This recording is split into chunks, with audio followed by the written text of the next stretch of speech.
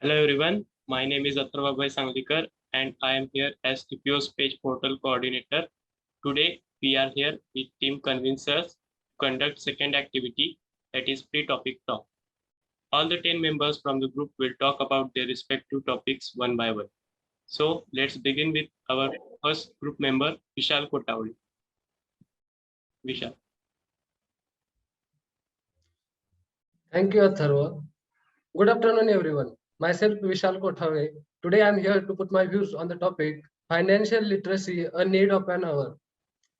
Financial literacy allows a person or an individual to know how many ways or resources he is having to earn the money and how effectively he can use that resources in order to get maximum outcome. It is observed that generally, lot many people who are having basic understanding of financial literacy, that people take good financial decisions compared to the other ones. So financial literacy helps in development of personality, personal growth, as well as it helps ultimately to for development of a country. That is the reason why countries like America and UK, Japan, Australia have started giving training to their citizens related to financial literacy. In this training, they provide means how to do intelligent investment. This kind of training they provide to their citizens. And studies says that financial literacy is helpful for financial growth of a country, and it improves the standard of living of people in the country. And we can also observe in our country, highly educated people are also not able to make good financial decisions. So education is different thing and financial literacy is different thing. So financial literacy is important, and as we are means as a good citizen of India, we should spread awareness about around us. And also we can urge our government, or a government can make some policies, or some government can arrange some sessions related to financial literacy. uh, that's it from my side. Thank you. Thank you, Vishal. Indeed, every citizen of India should be financially aware. So our next member is PANDURANG KHARAT. PANDURANG. Okay, thank you, ATHARVA. Am I audible? Yes, you are audible. Okay, so my topic is whether India is ready for electric vehicles or not. So we know that electric vehicles is the new and latest emerging technology in the world. Vehicular pollution is a major cause of air pollution in the whole world. By switching to electrical vehicles, we can solve this issue. As per the government report, with this electric vehicles, we can solve the issue of air pollution, and carbon emissions can be reduced by 38% by the year 2030. With the help of electric vehicles, we can also fight against the climatic change. Now talking especially for India, with the increasing threat of climatic change, India has to find a clean energy alternative in order to adopt electric vehicles. Pollution has risen to alarming levels in India. Thus, implementation of electric vehicles is we can say is clearly welcomed in India. As we know, huge amount of oil requirements for India are imported from foreign countries. With the help of switching to clean energy alternative, and with the help of electric vehicles, we can reduce the load on the foreign deposits we have to keep for every year in the foreign countries. With the help of replacement of electric vehicles, we can save our foreign deposit, plus pollution can also be reduced. In India, prominent manufacturing companies like Tata, Mahindra and Mahindra, Hero Electric Vehicles, Maruti Suzuki, all have shifted for electric vehicle manufacturing, which is a good advantage for India. not only the private sector but also the government sector is shifting towards the electric vehicles.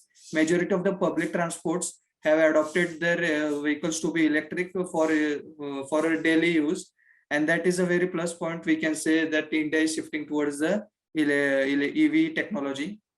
Also, India has tied treaties with many electric battery producing companies and lithium producing countries, which is a good alarm or indicator for the nation. Also, we know that majorly for electric vehicles, we have to develop our infrastructure. So for many charging stations are yet to be installed so that we can enjoy our journey for long journeys, especially with the help of electric vehicles.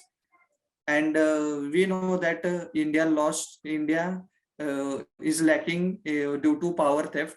Majorly India is facing power theft, and we are losing our income approximately 1.6 billions due to this power theft. Due to this, definitely our development is hindered. If we overcome this power theft, then it will help our nation for using electricity in a proper way, and a great revenue will always lead to a great nation. So I think that India is definitely ready for electric vehicles.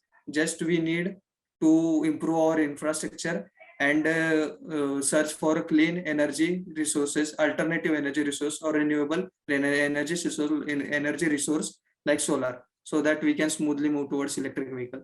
Thank you. Rightly said, Pandurang. Electric vehicles could be best alternative for traditional vehicles. Next member is Vedant JADHAV. Over to you, Vedant. Thank you, ATHARVA. I am Vedant Praveen Jadhav. Today I am going to talk on a topic that is privatization a way for development? Privatization is a process of transferring ownership of a business, enterprise, agency, charity, or public service from the public sector to the private sector or private non-profit organizations.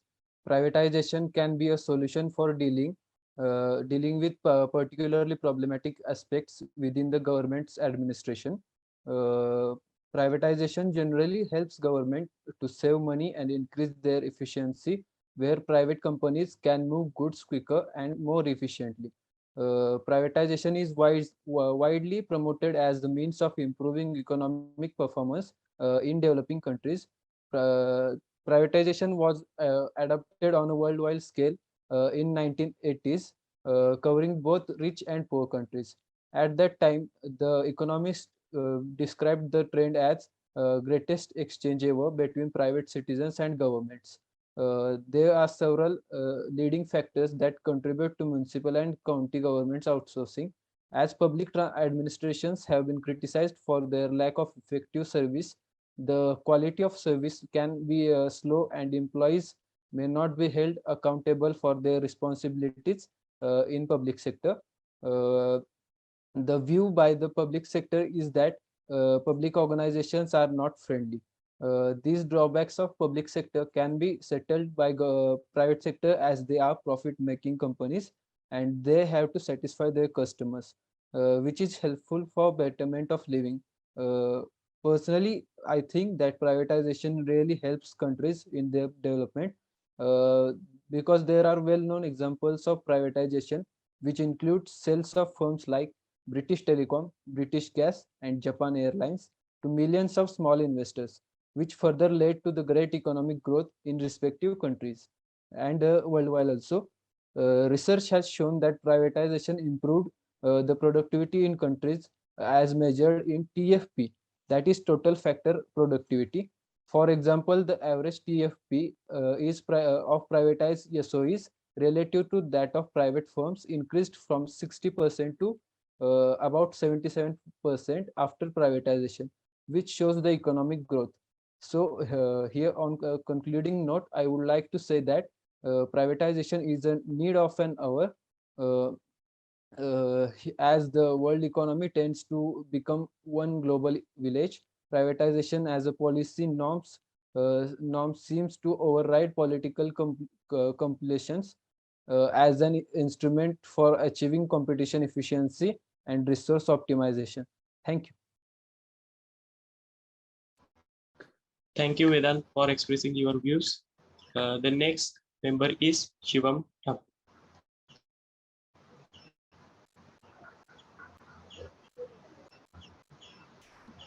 Yes, thank you, Atharva.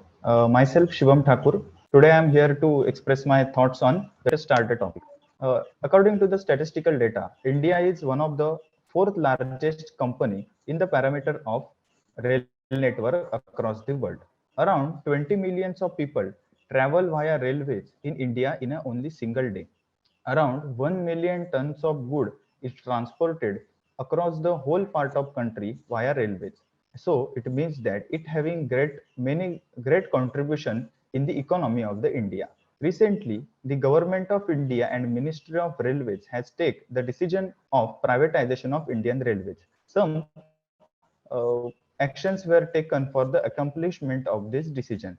Like some services on the station were given to the private sectors. Tejas Express is one example of express which is totally run by the IRCTC. Now we will move to the pros of the privatization of Indian Railways. As it is taken by the private companies, so it is definitely sure that there will be the good infrastructure development. There will be the punctuality in the timetable of the Indian Railways, so passenger will be get benefited. Due to privatization, there will be periodic maintenance, quality checking and quality assurance of the all the services and trains itself. So a passenger will be more safe and there will be the less chance of the accidents. Also, passenger will get the world-class experience of the traveling across the country. And as private companies totally ensure the better quality of food, the water, and all other services. So, indeed, a passenger will be benefited from this privatization. But there are some cons of this privatization of Indian Railway, as the private companies are providing all these facilities. So, there will be the increase in the fares for the tickets. So, the common man will be harmed from this privatization. Also, there are some less popular routes, means there is the less revenue which is generated from some of the railway routes. Government don't see for the profit, though it is seeing for the betterment of the people. So it runs the railway for the people. But private companies seeking for the profit, they might it might be chances that they might cut the routes of that railways. So there will be the problem of communication across the country. Also, there will be the uneven job distribution, which are the some cons of this privatization. On the concluding note, it is necessary to develop a better solution which containing pros of both private sector and government sector so that it will enhance the image of Indian Railways across the world. Thank you. Thank you, SHVAM. The next member is Mahesh. Thank you, Atharva. Today's my topic is cryptocurrency, a new age of currency exchange. Recently, we saw how celebrity remarks about a cryptocurrency significantly drives the respective cryptocurrency price. Elon Musk on October 13, 2021 tweeted that tuition is in Dogecoin and you get a discount if you have a dog. After Musk tweet, Dogecoin recorded a high jump in the price immediately. It's more than a decade since the first cryptocurrency Bitcoin was launched in 2009. Today, there are thousands of cryptocurrencies out there for investments. Popular examples are Bitcoin, Ethereum, Dogecoin, XRP, Ripples, etc. So, what exactly is a cryptocurrency? To understand it, let us break the term cryptocurrency into crypto and currency. The crypto here refers to the hidden information. The hidden information includes the details of the owners and payment details that are made secure by using advanced technology. The word currency here refers to the digital cash. A cryptocurrency is a form of digital assets based on network that is distributed across a large number of computers. The characteristic of cryptocurrencies are not like cash or paper currencies. that are used for regular transactions. The behavior of cryptocurrencies is also not similar to the other financial assets that are traded in the financial market. That is why central bank usually refer to cryptocurrency as a crypto assets. What drives cryptocurrency's price? Before investing in cryptocurrency, it is important to understand what drives the cryptocurrency price. Definitely the value of anything is determined by demand and supply. Here, cryptocurrency is not an exception. Other factors that drive the cryptocurrency price mostly are cost of mining, competition, regulatory changes, media coverage, social content, personage remark. Cryptocurrency has some advantage. The disadvantage of cryptocurrency include cheaper and faster money transfer and decentralized system that do not collapse at a single point of failure.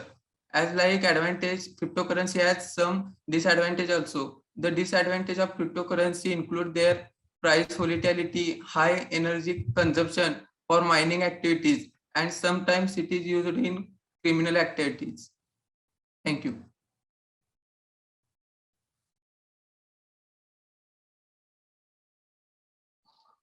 The next member is HANMANT NARALE. Thank you, ATHARVA. I am NARALE HANMANT, and I am talking about childhood is the happiest stage of life. When I think back on the days I was a little boy, I remember good and not so good memories. But in the overall, I think there were more happy than sad times. Some people say that childhood is one of the happiest times of a person's life. Some others just disagreed based on bad experiences and childhood memories. Childhood should be a memorable and happy experience for many reasons. First of all, when you are a child, you don't have many responsibilities. Children depends on their parents who make their decisions for them. Nowadays, I know many adults are packed with problems and many responsibilities, and usually they think back on the time when they just have to think of school homework, put away their toys, or if they will be invited to a birthday party or not. That's why they remember that time of their life to be a very happy and unstressful time. Another reasons that makes you remember childhood a happy stage in our life is the excitement to learn and discover new things. Usually, young kids feel excited to learn and are willing to do activities like sports, dance, music, arts, and crafts.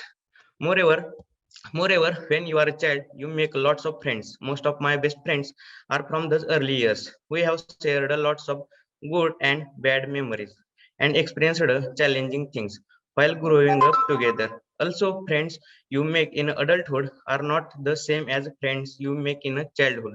Childhood friends are true friends because they know you well and they are close to you and not based on who you are and what you do. Finally, when you are a child, you have lots of play times. This is something adults don't have time anymore. If I want to play coco, I have to wait for the weekend. But when you are a child, you need to play almost every day. It is important for their development and need to play almost every day. In conclusion, I think childhood is the happiest time of our life because when you are a child, you get excited about everything you learn around you. Also have lots of time to play and real friends and making friends. And finally, they don't have to worry about taking decisions and have fewer responsibilities compared to an adult. So that's all about from my side. Thank you. Thank you, HANMANT. Next, SOURABH will share his views. So thank you, ATHARVA. Now myself, SOURABH, and let me ask you a rhetorical question. So if I say that, how will you go to your workplace after a decade or after a period of 5 years? Some people may say like, we will go to our workplace with the car, we will sit at the back comfortably and the car will drive itself. Or some may say that I will fly my car to my workplace. Well, good news. These technologies might be coming to us earlier than expected. With the advancement in the technologies like artificial intelligence and machine learning, it is possible to integrate technologies like sensor fusion into the car with the help of ML models. This has helped a great lot in innovating different ML models with the autonomous driving. If you go see an autonomous car, it has a computer, a controller unit with sensors mounted all over the car for perseverance of the surrounding environment. An autonomous car perceives the surrounding environment just like a human. So autonomous car is definitely one of the futures in the automobile industry. Another we can say is eVTOL. A Japanese startup named SkyDrive has been launching their vehicle. They are currently working on it, and they have planned to launch it in 2025 by commercializing it, a eVTOL, that is a electric vertical takeoff and landing aircraft. So if we see that the advancement in technology is happening due to the reduction in the price of the lithium batteries as well as the stepper motor. Another future mobility which will drive the IC engines out of the market is the EVs. Electronic vehicles will replace EVs, there is no doubt in it. But metal hydride batteries, which were unable to catch the boat with the EV, are not still being abandoned because the high energy density of hydrogen is still grabbing the metal hydride in the still in the market. So I think that with of this technology, we will surely build a greater environment and a better future for the upcoming generations, and a safe world where we will have less accidents, less harm to the environment, as well as minimum environmental impact and pollution. Thank you. Thank you, Saurabh. Next is Atharva Belwal.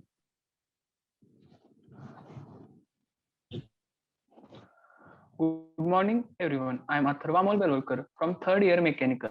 I am here to say few words on increasing pollution caused by disposable masks. As we know that from the beginning of this pandemic, face masks have become the most essential thing in our daily lives to stay safe from COVID-19. But these masks have become the main cause of the pollution nowadays. Recent studies estimate that we use around 129 billion masks in a month, that is 3 million masks per minute. And most of these masks are disposable face masks that are made from plastic microfibers. Disposable masks are plastic products that cannot be readily biodegradable but may fragmented into smaller plastic particles. The enormous production of disposable masks is one similar scale as plastic bottles. However, different from plastic bottles, there is no official guidelines on mask recycling, making it more likely to be disposed as a solid waste.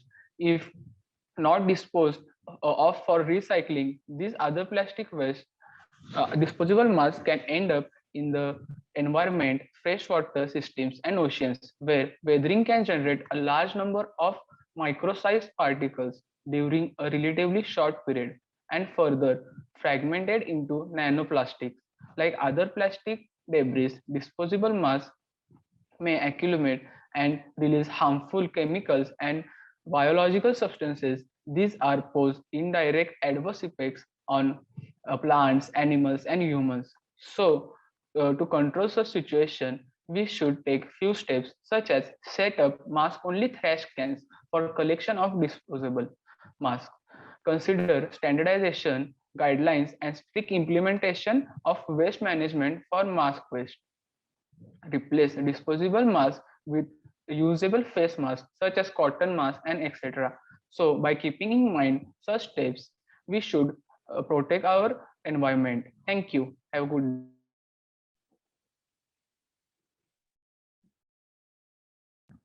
Thank you, Atharva. The next member is Rahul. Thank you, Atharva. Good afternoon to all.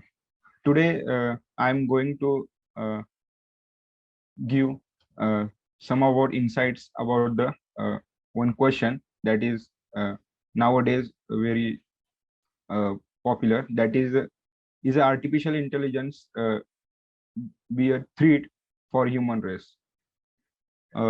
So basically, artificial intelligence meaning is the intelligence provided by the humans to the machines to work like a human and perform its application using its own decisions, using its own decisions. So it will be helpful for us, for the betterment of human lives. And as we know, the artificial intelligence is currently used in various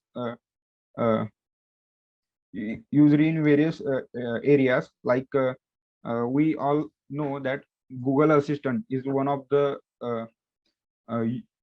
the artificial intelligence use of artificial intelligence. And along with that Google Assistant, there is a one also that is currently known very well, that is a self-driving car, which is fully based on artificial intelligence and machine learning also. And we also know that the machine learning and artificial intelligence is widely used in the areas where areas in the industries where the most of the work is done by the machines, that is that are the robots, uh, for high production rate, for high production rate and maximize the profit. We use this artificial intelligence. But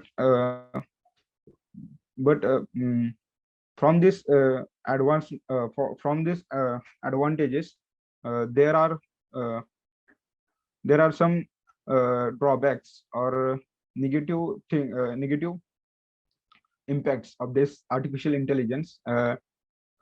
First one is we all know that due to these machineries and automation, the most of the people lose their jobs. And this will be the very dangerous threat for the all humankind, that there will be less jobs for the humankind, and humans will become very lazy in the future. And second one, I think, and most of the all know that the automation of the weapon system, which will be very dangerous than nuclear weapons, because artificial intelligence based robots will be used for this weapon system, which are capable of taking decisions by their own. For example, Google DeepMind Alpha Go robot based on artificial intelligence was defeated a world-based Go player using its own decision-making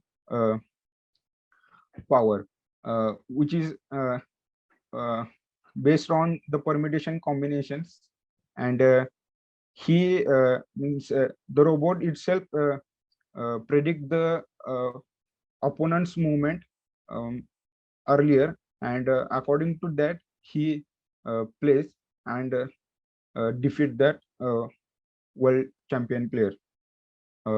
And another example that means the Sophia of Japan's is here. She said in the interview that she will kill the humans in the future by its own decisions, means by its own understanding. So from these examples and predicting some of the future threats about artificial intelligence, we have to make such robots based on artificial intelligence, which will be controlled by the humans in the specific area, so they cannot break that limit, means they cannot go beyond this control. So we have to work towards this So this is all I want to say, and thank you. Thank you, Rahul. Great talk, team convincers. Thank you for your presence. Hereby, team convincers has successfully completed its second activity. Thank you.